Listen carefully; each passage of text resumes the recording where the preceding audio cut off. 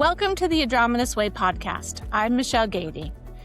If you work in healthcare or human services, you already know the problem. Someone shows up at the emergency room with uncontrolled diabetes, but the real issue is that they can't afford healthy groceries, or they lost their housing, or they have no reliable way to get to a pharmacy. We treat the symptoms, they go home, and the cycle starts again. The research is clear that social factors, where we live, whether we have stable housing or food on the table, shape our healthcare outcomes as much as and often more than clinical care itself. And yet, the systems designed to address medical needs and those designed to address social needs have always operated in separate silos. Different agencies, different funding streams, different data systems, rarely communicating. That's starting to change. Across the country, a new model is emerging called a social care network, an organized system that formally connects healthcare providers with community-based organizations and social service agencies so that when a patient has a social need, it doesn't fall through the cracks. These networks use screening tools, shared data platforms, and coordinated referral systems to ensure that housing stability, food insecurity, transportation barriers, and other non-medical needs are treated as what they are, which is integral to a person's health and well-being. North Carolina has been at the forefront of this work. The state's Healthy Opportunities pilots were among the first in the nation to allow Medicaid managed care plans to pay for non-medical services, things like housing support, food assistance, and violence prevention. And one organization in southeastern North Carolina, Community Care of the Lower Cape Fear, or CCLCF, ran one of those pilots for more than 3 years. They saw firsthand what coordinated care can accomplish and what happens when funding disappears overnight. Now, with a new grant from the new Hanover Community Endowment, they're building something more ambitious, a social care network designed to outlast any single funding source, one that brings together health systems, insurers, employers, and community organizations to treat the whole person across every dimension of their life. Today, I'm joined by two leaders driving that effort, Sarah Rideout, Director of Community Programs, and Dr. Michelle Jones, Medical Director, both at Community Care of the Lower Cape Fear. Together, they bring both the operational and the clinical perspective on what it takes to build a social care network from the ground up and why it matters for every community in this country. Thank you, ladies, both for joining me today. Sarah, if we can, let's start with you telling us about yourself and the work that you do at CCLCF. Sure. So I recently transitioned into the role of Director of Community Programs. Previously, my main focus was leading the North Carolina Department of Health and Human Services Healthy Opportunities pilot in our 6-county region, which is the Lower Cape Fear region in North Carolina. And we were collaborating with many key stakeholders as we tested non-medical interventions in healthcare. And now what we're doing is taking what we've learned and the expertise of CCLCF over the past 20 years to apply it to a regional social care network approach, as well as some other collaborative efforts we have in CCLCF, and potentially even as the Rural Health Transformation Program rolls out as an NC Roots Hub applicant. Dr. Jones, same question to you. Thank you, Michelle. My postgraduate medical career began in Wilmington with Wilmington Health Associates. As a family physician, I attended newborns and patients of all ages at New Hanover Regional Hospital at that time, and in my outpatient clinic. I have transitioned to all outpatient medicine that still see all ages. 5 years ago, I began work at Community Care of the Lower Cape Fear as Associate Medical Director to Dr. Henry Hawthorne, and then became Medical Director. My work with CCLCF is to serve as a clinical resource to care managers, pharmacy, and other staff as we support patients and providers. CCLCF has many innovative programs, and my role is one of advisor, advocate, networking agent, educator, and just keeping up with their work. You know, family physician is one of my favorite specialties in medicine. You know, the whole treat from birth to death is so incredibly important, particularly as we talk about, the things that we're going to talk about now. I always pick a family physician as my PCP. Good for you. Everyone deserves a family physician. Yeah. I even had my son when he was born. His pediatrician was actually a family physician. All right. So, Sarah, let's talk about the big picture. What is your definition of a social care network in New Hanover County? So, a social care network actually it can mean different things to different people. So it really does not necessarily need to focus on health outcomes. However, how we're working in how we're approaching it is really the objective of what we're trying to achieve. So really this includes looking outside of the four walls of a health system and into people's lives. It's said, and you've heard it in a couple different places, we talk about it all the time in Healthy Opportunities, is that up to 80% of a person's health is determined by their social and environmental factors. So that means kind of for me, my take on social care network is bringing together community-based organizations. You'll hear me flip-flop. Sometimes I say human service organizations. But that's really to bring those groups together to address non-medical drivers that impact a person's health. Some of our listeners may not know what a non-medical driver of health is. That is really a kind of the conditions in the places where people live, work, learn, and play that affect a wide range of their health risks and outcomes.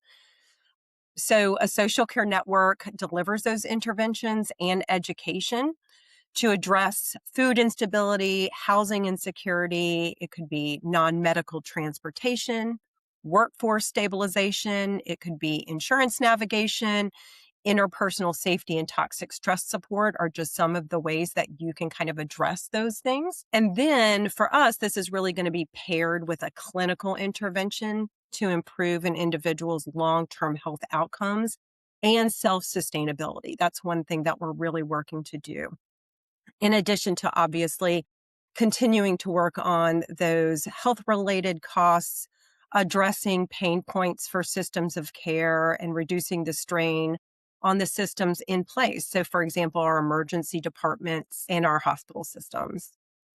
So, Dr. Jones, let me ask you as a treating physician in New Hanover County, why does the county need a social care network?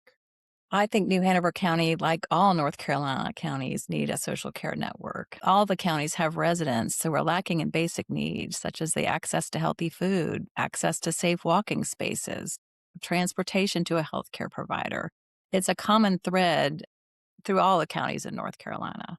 And these factors influence the ability of one to be able to control their diseases, such as diabetes or heart failure. And when these diabetes aren't controlled, when patients don't have access to come to my office or access to healthy food, it leads to more frequent emergency department visits or hospitalizations.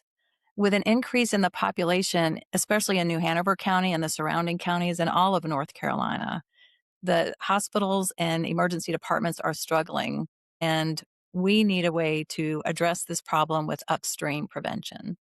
Sarah, what are your thoughts on that?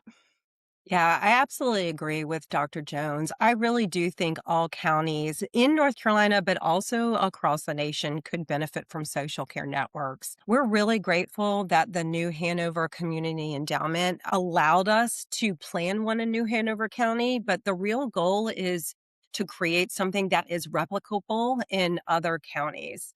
We really do have a great opportunity to work with some of the same key stakeholders we did in Healthy Opportunities, but even expand on that, like the hospital systems. But again, the health plans for New Hanover County citizens, our local government, and even local businesses and community partners to really dig in and invest on social care integration in health. And I really do think, even if you aren't a direct recipient of a social intervention in one of these networks, you can still benefit as a community member. Absolutely. So, Sarah, you mentioned, and I talked about it in kind of our introduction here, the Healthy Opportunities Pilot. Can you talk or explain briefly what that is Sure. or what? Yeah, so Healthy Opportunities Pilot, it's a program, and I think, Michelle, you mentioned it a little bit in the introduction.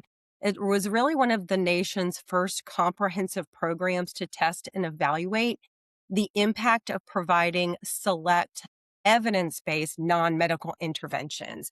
And a lot of that was related around food, housing, transportation, and interpersonal safety and toxic stress to a group of Medicaid managed care enrollees. So CMS, or Center of Medicaid Medicare Services, they had authorized both the state and federal funds to test the interventions, really to see if they would in fact improve health outcomes and reduce healthcare costs. And so, Dr. Jones, as a treating physician within the community, can you paint a picture of what the Healthy Opportunities program accomplished? Well, to speak more globally and not just my practice, I wanted to bring out that the HOP pilot saved 6 emergency department visits per 1,000 members per month.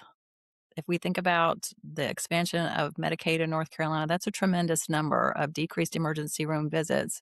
And like Sarah said, it doesn't just affect the folks in the HOP program, it affects the folks in the community because they don't have to wait as long in the emergency room if we have 6 less folks there. There were 2 hospitalizations saved per 1,000 members per month and $85 per month per participant. That's a significant amount of money.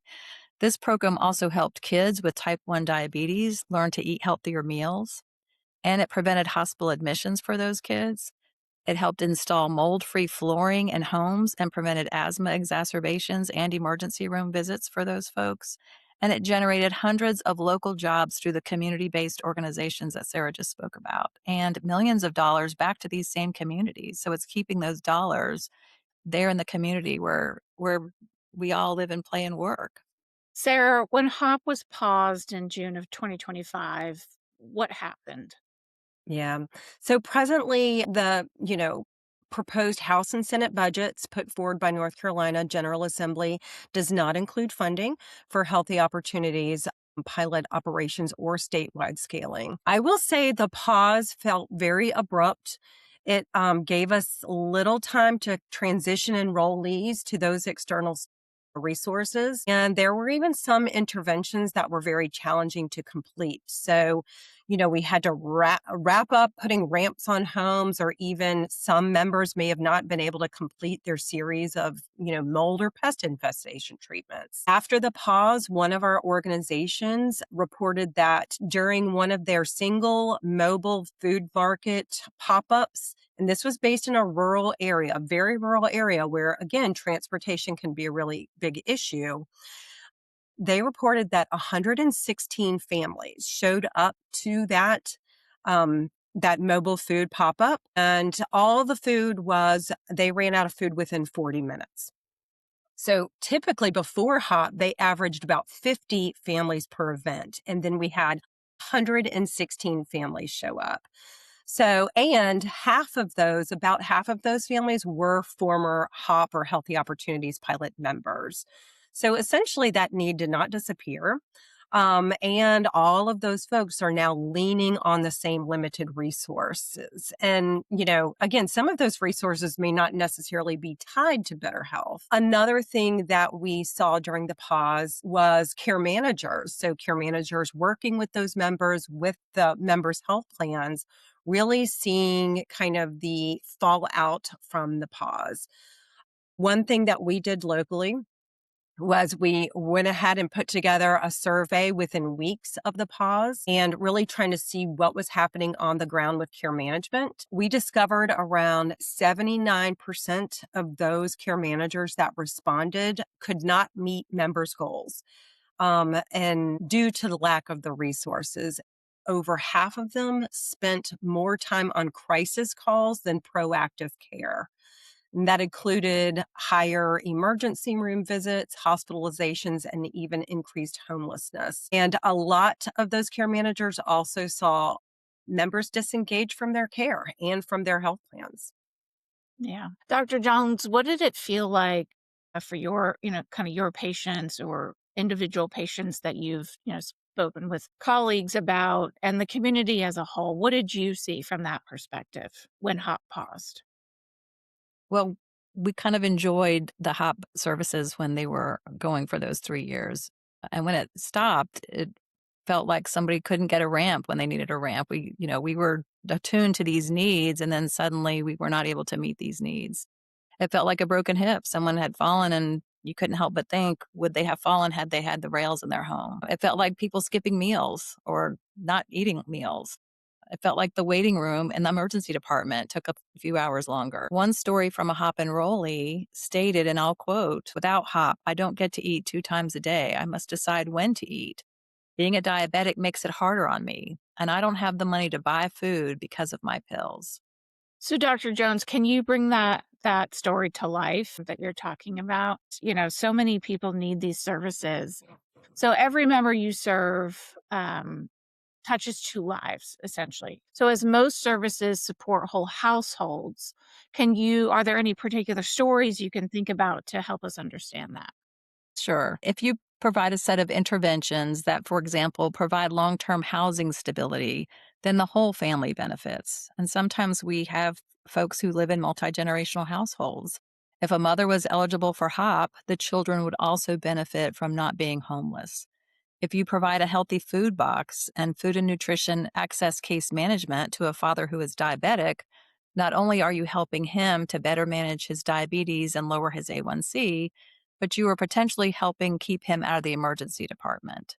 If he goes to the emergency department, he can't go to work that day. If he has children, he has to look for childcare, or the children go with him to the emergency department. And we know that's a risk of them getting sick. He will also use healthy food items in a food box to cook his meals, and he will share with his children. So it's really not just the individual, but these is really affecting the folks' families. So, Sarah, the Healthy Opportunities program was, kind of the first in the nation, and anything first comes with challenges and frustrations. Can you talk about what some of those were that you experienced during that process?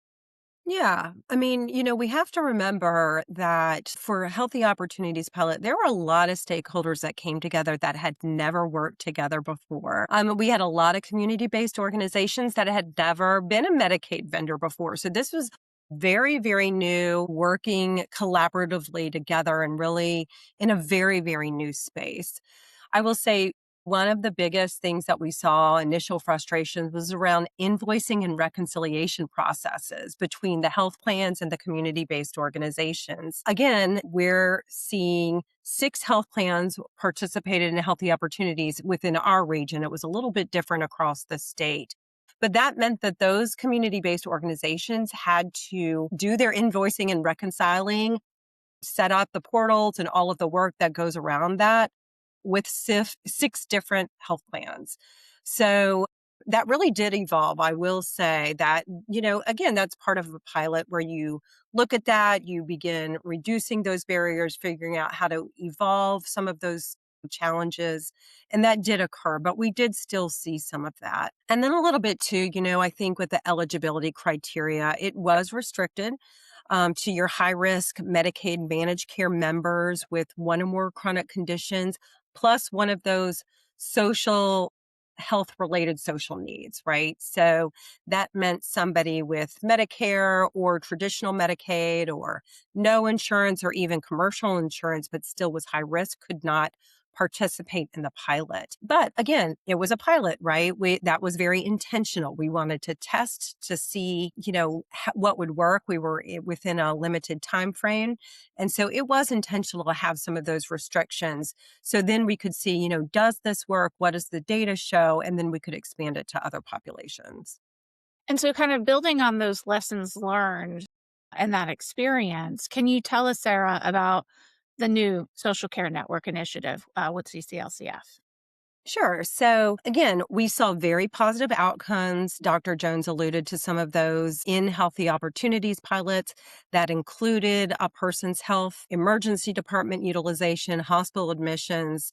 And then when HOP did pause, it really did create a gap in resources and with our care managers. And North Carolina really invested a lot into the infrastructure and data collection to show this proof of concept. So really that was the catalyst for a regional approach. Not only to leverage the infrastructure we already had in place, but to really use the evaluation findings and lessons learned. So what we did was we kind of thought about, let's sit down, certainly in parallel with Healthy Opportunities, seeing what the North Carolina General Assembly does. And at the same time, can we create a regional social care network as really like a collective investment in both community and economic health. So we approached the New Hanover Community Endowment with this, and they were very generous in giving us a planning grant where we could actually work with 17 of the nonprofit organizations that participated in Healthy Opportunities, but also have a footprint in New Hanover County. So again, going back to that collective impact and effort as we're really planning and building this out. We're taking what we've learned from the Healthy Opportunities pilots. We're looking at other states who have been innovative in this work that have their own, maybe like an 1115 waiver and doing social care network work.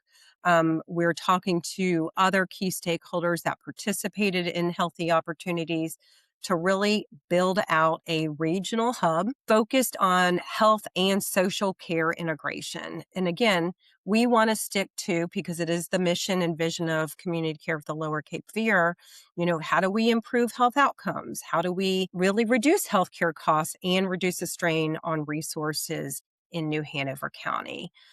And again, we want this to be replicable, right? We're very grateful to be doing this work in New Hanover, but we want to be able to do this in our rural counties and even statewide.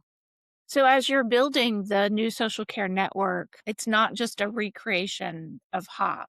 There are some differences. And so, from each of your perspectives, can you identify what some of those are? Let's start with Dr. Jones and then Sarah. I think the most exciting difference in this program is that it will be open to everyone, not just the single payer. When we were doing HOP and it was just Medicaid, and we would see a Medicare patient or someone with commercial insurance, it was heart wrenching. I mean, we always said we needed HOP for Medicare, we needed HOP for commercial insurance, we needed HOP for those that were uninsured. Everybody needed it. So that's going to be one of the exciting things is that we can have these services for anyone in the community, anyone in New Hanover County, thanks to the endowment. And the other thing is that care navigators can screen for other needs. So this was part of the Healthy Opportunities pilot. And one of the beautiful parts of that program was it was an open door policy. If someone came in with a food need, they would also be screened for other needs. And some of Mhm. these needs may not be obvious to caregivers like me, the physicians, and may not even be evident to the patients themselves. So if the patient's asthmatic and they're living at home with a carpet that's covered in dog hair or whatever, these carpets need to be removed, and the patients may not even realize that that need is there. So, those are two of the most exciting things to me about the new social care network. Sarah, Yeah, thoughts? I would agree. I think everything that Dr. Jones said, plus we have a really interesting opportunity to look at some of the services and change them around just a little bit.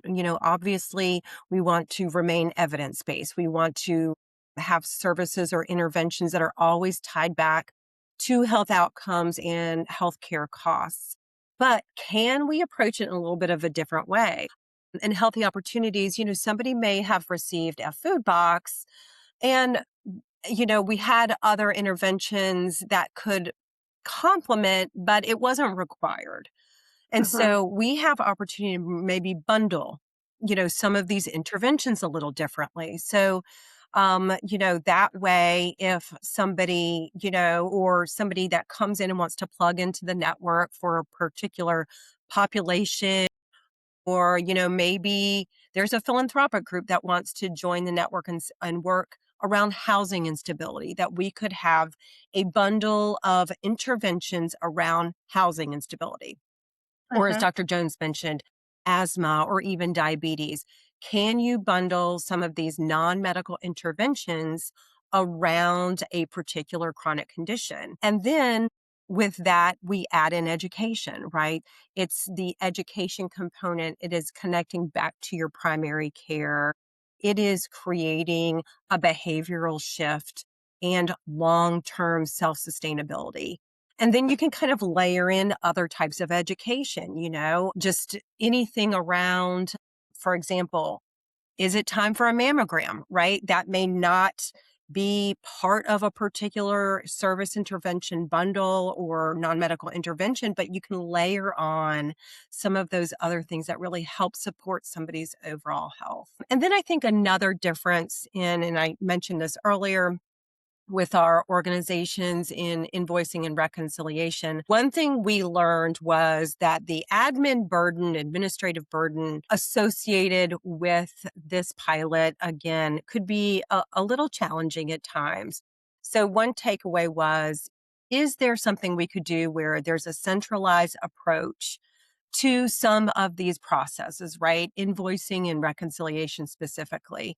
Again, managing with 6 health plans is a lot for any organization, but can we, as the network lead, really take that responsibility and risk on so those organizations can really concentrate in what they do best, right? Can they just go ahead and focus on delivering that high quality intervention like mold remediation or a medically tailored meal?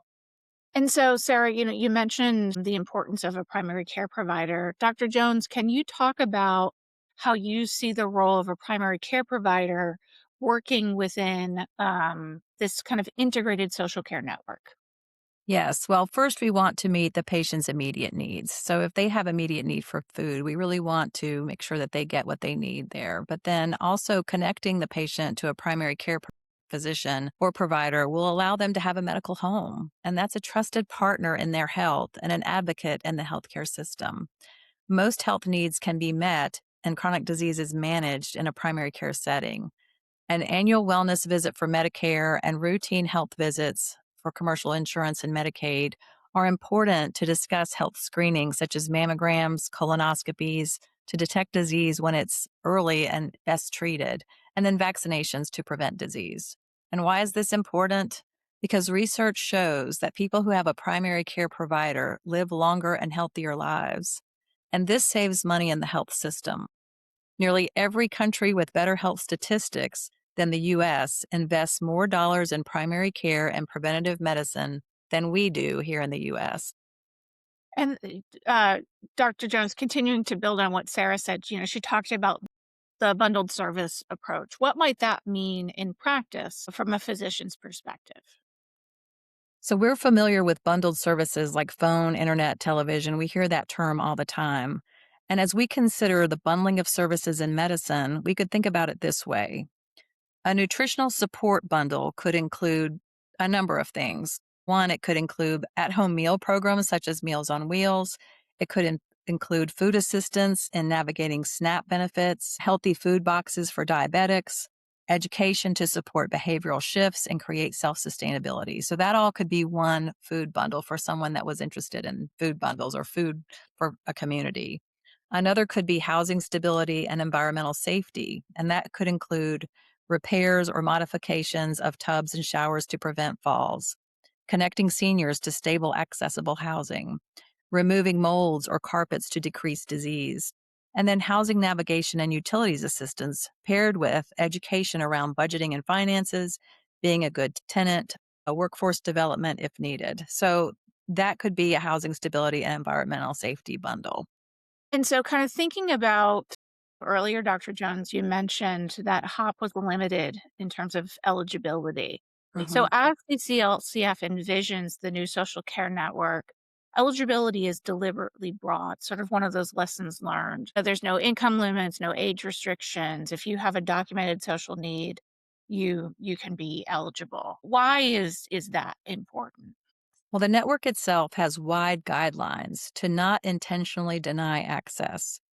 Entities that use the social care network may have stricter guardrails around eligibility. For example, if a health plan plugs into the network, they may provide use of services specifically to their plan's members. Another entity that plugs in may focus on a specific census tract, a specific demographic, a chronic disease condition, or health related social needs such as housing stability. Social needs come in a variety of ways and from many different individuals in a community. And we don't know who's going to be able to be part of this social care network. I mean, someone may be interested in just housing needs and want to plug into that part of that bundle. So, Sarah, earlier in the podcast, you mentioned that even if a person isn't a direct recipient of social interventions, you benefit. Can you explain a little bit more about that? Yeah, absolutely. So again, we saw, we've talked about this a little bit, but the interim evaluation reports where you can see for Healthy Opportunities pilot is all public facing, really did show the health cost savings as well as the decrease in emergency department utilization and hospital admissions. So if you are somebody who is not a direct recipient, however, you live in the community, that could mean a loosening up of resource. So if your loved one or you had a true health emergency, that could mean that there's a resource more readily available. That could be the emergency room, that could be a bed in the hospital, it could be getting an appointment with a specialist or even access to a first responder. And then a second thing is your experience kind of in the community. We happen to live in a very touristy area in Wilmington. We're near the beach, we're near the river, and we have a very high kind of service need in our region. And right now, I kind of found that approximately 61% to 64% of non disabled working age adults on Medicaid are employed, with a significant portion of those working in the service sector jobs. So, in your accommodations, in your food services, in your retail. So, with us living in a very kind of touristy area, we have a lot of people coming in. That's going to affect how those tourists, experience the community. That is going to factor into how you, as somebody living in New Hanover, will also experience that in your community, right? If you're going to a restaurant or if you're, doing any of those things. And then I think the biggest thing too is one thing that we saw in Healthy Opportunities is there was this secondary effect that was more of an economic impact. We recently conducted an economic impact analysis for Healthy Opportunities pilot in our 6 county region. And between January 2022 and August of 2025, the program invested around $103 million into the regional economy. And that investment really supported over 1,400 new full time equivalent jobs, about $58 million in labor income. And then there was an additional $59.6 million in ripple effects through supplier and household spending. So really that investment and then the ripple investment supported local farming and agriculture, small businesses, the housing industry, again, a lot of our restaurants and medical providers, but even things like auto repair. So that economic impact was absolutely huge. And so again, as we look to putting in a social care network in our region, we think that we will see some of those same economic impacts as we did with Healthy Opportunities. So a goal is to continue that ongoing economic development within the Yes, community. absolutely. Because again, if you invest locally, if health plans, if hospital systems, if local businesses, if local government invests in this social care network, then that money is going to go right back into your community, right? You're going to be because the organizations we work with work very closely with local farmers. They work very closely with small businesses and subcontractors to do the work.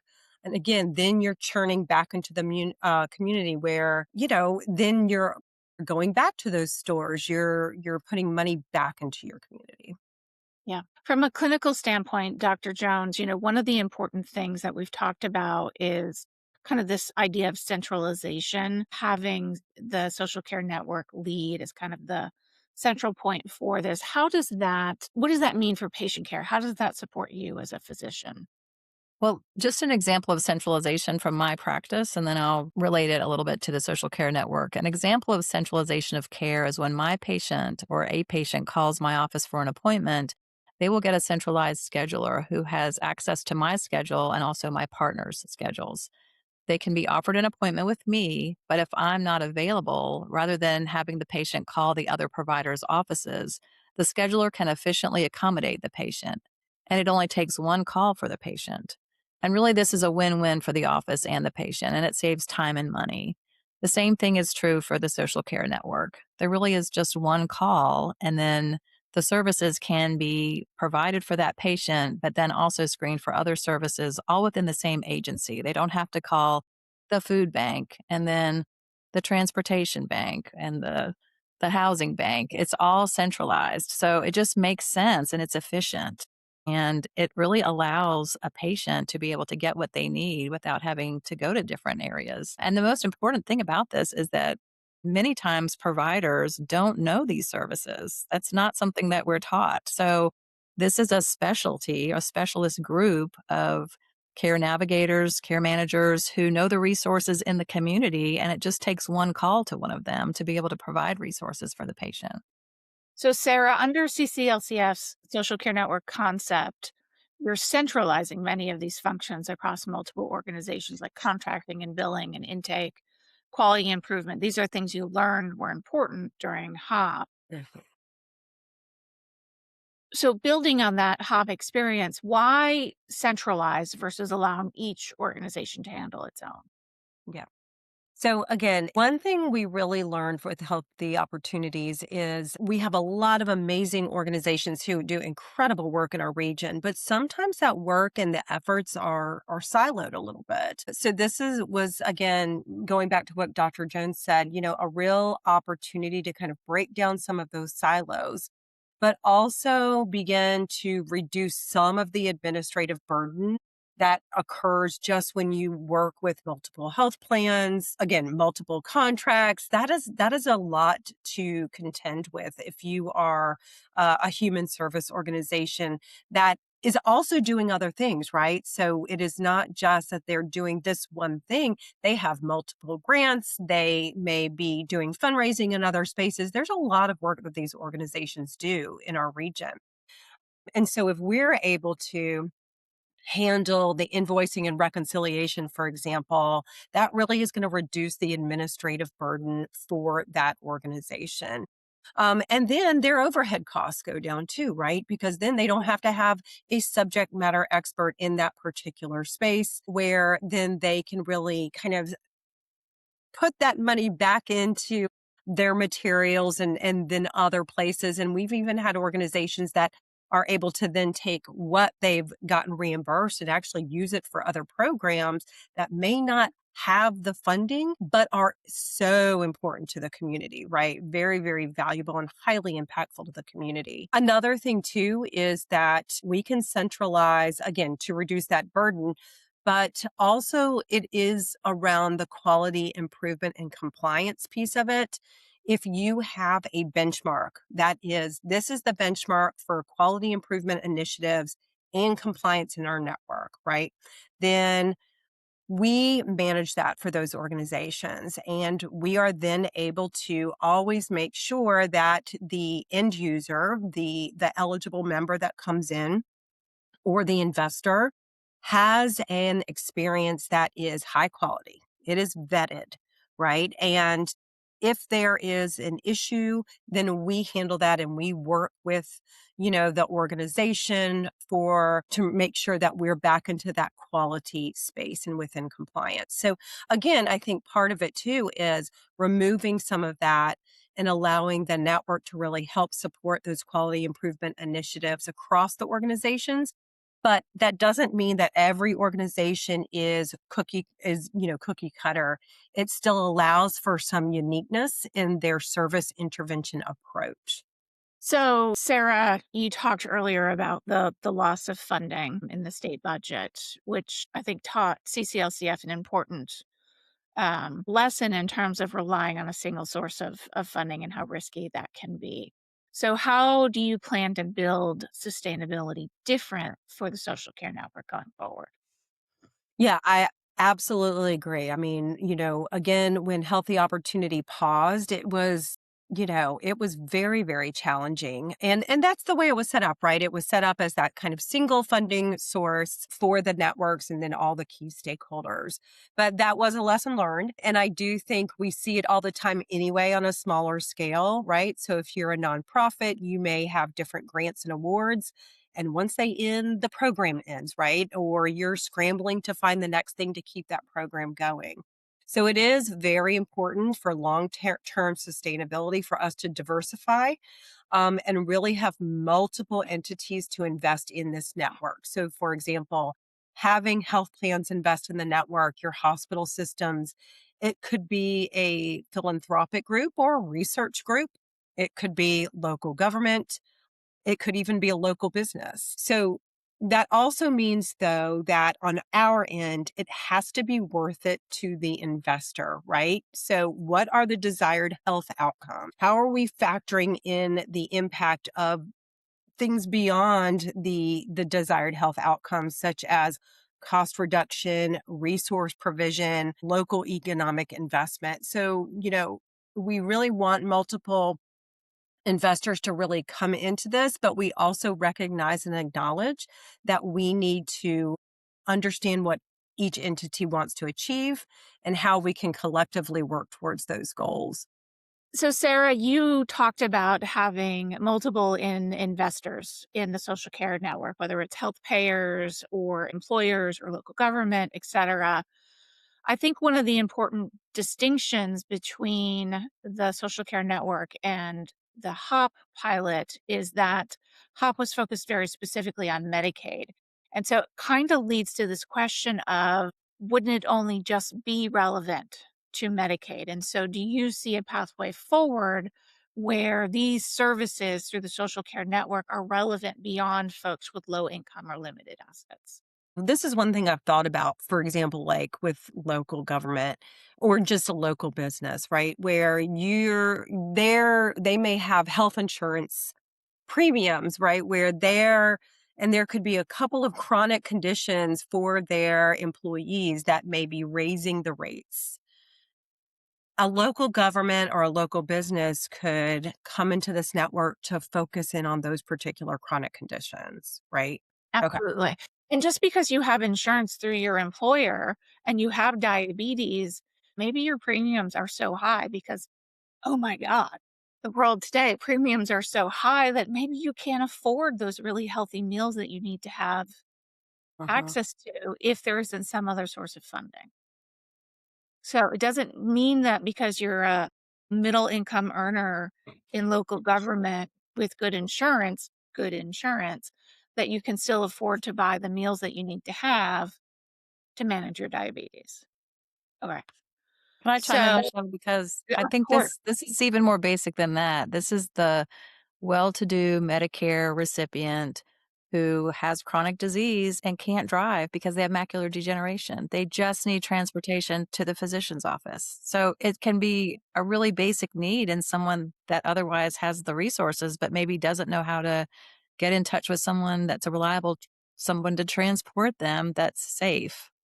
We don't think about that. We think people with means and Medicare insurance, Hmm. you know, shouldn't have any issues, but there are real issues out there that are very basic, very simple, and someone that otherwise has resources but just doesn't know where to go. Right. And I think that's key, that just because you may have the money to acquire the thing doesn't mean you know how to acquire the thing or who to call or what to do or how to get it. Hmm. Especially for a senior who, wants to be safe and be safely transported, but doesn't know the safe company to transport them. Dr. Jones, it sounds like the social care network needs to have kind of buy-in from health systems and health payers, but maybe their current business model doesn't align well with this work. How do you think we go about changing that? What needs to change? Well, HOP did show that there is cost savings in this model, and it seems counterintuitive, but a healthy food box or a bathroom guardrail is a lot less expensive than an emergency department visit or a hospitalization. And we need to continue to replicate this model. And insurance beneficiaries should request these services. While there is tremendous benefit in a health plan providing value based services to their members, not all plan members are eligible for the value added service, and it's typically short term. A plan or hospital system can do both. Entities that plug in will have one contract with a network lead, ensuring service quality, compliance, and an overarching performance benchmark in a vendor's data privacy and security, data collection, and reporting methods. From an interventions perspective, we know that people in vulnerable spaces rarely have just one social need. If someone has a food insecurity, they may also struggle with utility payments or being able to transport to a food pantry or a grocery store or a doctor's office. A network hub allows community based organizations to work collaboratively with the participant and their care team, as well as identify additional cross sectoral interventions as they arise. And so, as we kind of are approaching the end of our conversation, when you look at what you're trying to build, there are some hard parts to it. And so, Dr. Jones, kind of starting with you, what do you think some of those hard parts are? And then, Sarah, I'll ask you the same question. The hardest part from a clinical standpoint is really bringing awareness to that the need even exists. Those needs are not always seen or appreciated, even by a provider. Sometimes when patients don't show up to an office visit, we just consider them a no-show and not really consider the fact that they may not have transportation until the problem becomes an expensive crisis and they end up in the emergency department transported by an ambulance. So it's also breaking down the barrier of, well, we can just do it ourselves. Collective impact takes work, but the results are tenfold. Integrative systems of care begin to work in lockstep, reducing duplicative interventions, funding, and philanthropic siloing, and data fragmentation, while communities and local businesses can see increased economic stability and impact. Sarah?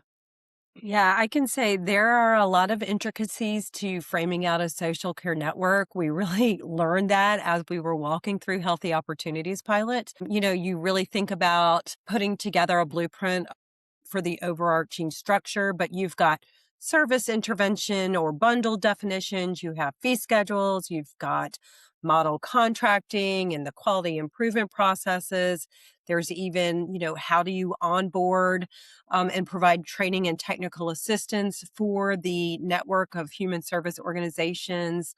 Where do you have those shared data and metrics? So there's a lot to contend with when you put together a social care network. But the really good news is we are not starting from scratch. We really did learn a tremendous amount as a network lead, and we continue to evolve. We are working with, like I said, around 17 human service organizations that are helping us build this out. We still rely on the expertise of care management and clinically integrated networks, some of the health plans, and even what we learned from the North Carolina General Assembly, right? What they wanted to see, some of their feedback. And then, of course, there's other states that are piloting this innovative work and doing some of this. So we're not reinventing the wheel in some of these spaces. We're really taking what we've learned and applying it to this network. One of the things that Sarah alluded to previously was that insurance companies or different PHPs, as they look at their patient panel and their actuarials, may find that there's segments that their diabetes is not controlled, or there's some other issue that they can identify.